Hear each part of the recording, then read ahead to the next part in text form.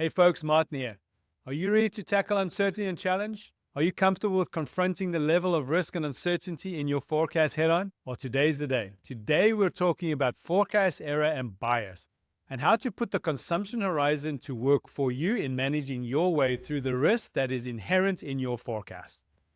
If this is a challenge for your business, you're in good company. Predicting customer behavior is a challenge for most organizations. And it's a topic that we're going to continue to build upon over time on this channel. In fact, if you search, you'll find other videos on monitoring forecast performance, working with consumption modes, and choosing a planning strategy that addresses different kinds of variability, volatility, and risk tolerance. Check them out. But specifically for this topic, we're going to be talking about forecast bias. To help us today on this topic of forecast bias, we have Kristie. Kristie, I know this is something that you love tremendously. This is something you deal with all the time. You may get even excited about this. So take us away. Yes, it's true. I do love a good demand planning puzzle.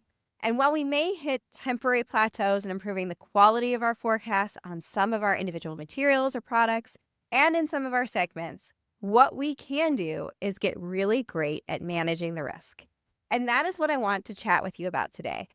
I remember exactly when the shift in perspective hit me.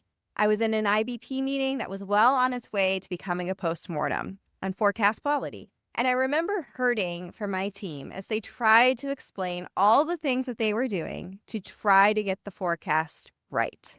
And all of the blame that was coming their way for our failures as an organization to deliver to the customer.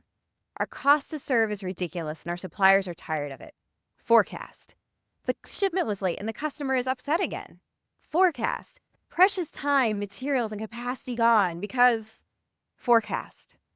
Now I'm a manufacturing gal at heart that also happens to love demand planning. So you know what? I know that SAP and supply chain salute all too well. It looks like this. And it's not helpful. So let's stop doing that. Baby steps are a good place to start. So let's focus the conversation. Supply chains are made up of quantity and time. So today we're going to focus on time as an ally in dealing with the volatility in quantities. We'll also address our bias. Are we dealing with a bull or a bear? And then we're going to talk about the importance of differentiating where it matters and setting the appropriate rules in place as we consider our plan for every part. One of the tools that we have that can really help us is to understand the bias in our forecast. And that is if we are consistently under or over predicting what the demand will be for a particular item.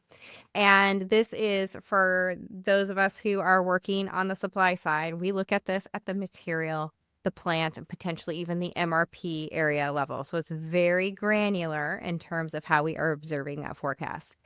There are a ton of videos to help us to understand and unpack the different tools. I want to bring a couple of them together, though, today in the context of bias